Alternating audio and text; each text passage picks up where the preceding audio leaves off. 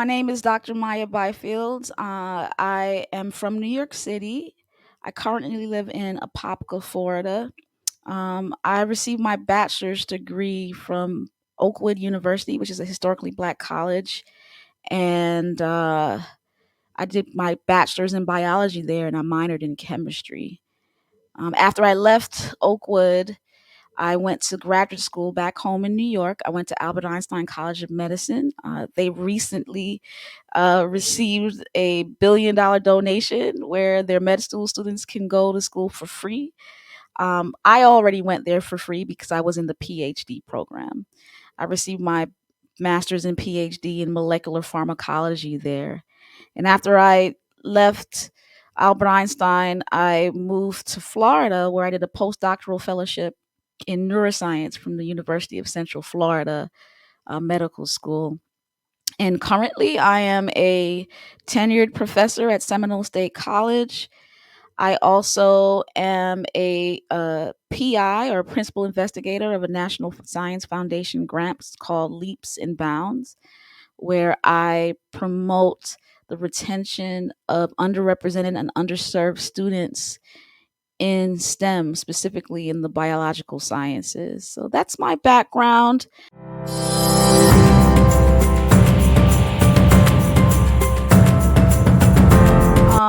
My journey to success was just a love for science and a diligent, disciplined spirit. I think between those two things and also my foundation in spirituality and God, I was able to be successful in that.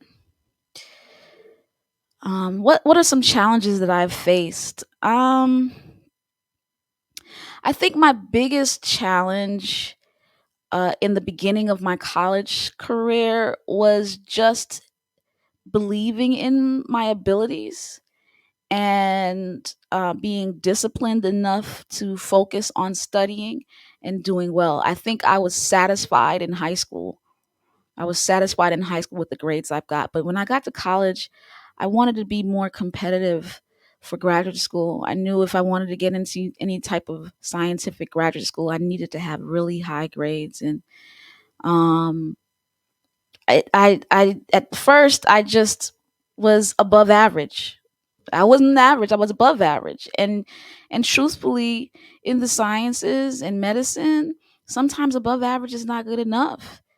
And I didn't get the A's. I got the B's and some A's. And when I decided that above average wasn't enough, I had to be phenomenal. um, Things turned around for me. So I think I limited myself. I limited myself throughout my childhood. I think pretty much personally, we all have our own traumas from childhood. My parents divorced, and that took a toll on me. But I healed from that, and I always encourage not just academic development, but personal development. Uh, that between my personal development through therapy and spirituality and my academic development, not just settling for above average, but going beyond to excellence, really, really assisted me in being successful, even though those were some challenging times.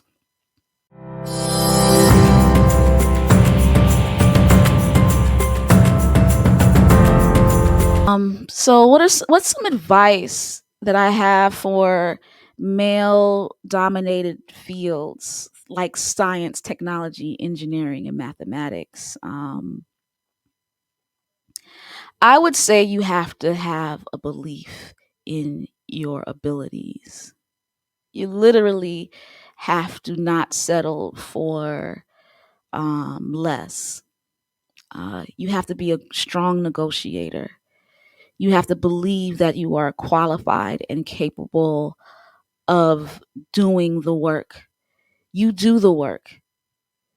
And sometimes as women, we underestimate ourselves and overestimate others. And when we get into the system and we see how people actually really, really work, and this goes for underrepresented minorities as well. As a black woman, we overestimate others. When I was in graduate school, or let me go back, when I was in high school, I didn't want to go to certain high schools, Bronx High School of Science, Brooklyn Techs, because I thought I wasn't good enough for those schools. The type of people that go there, they were Caucasians, they were Asian mostly, and I didn't think I could compete.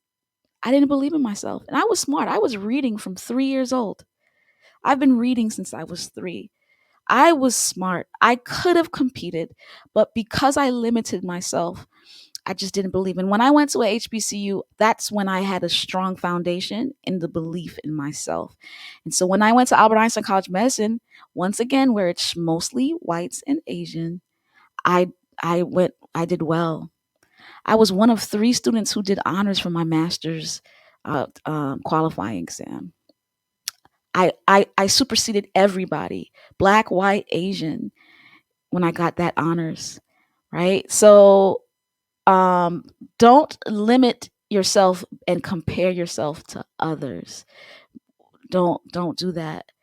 If you go for excellence and are qualified and have a strong belief system, are personally developed as well as academically developed, you will do well in all fields, whether female or male dominated. So that's what I would say.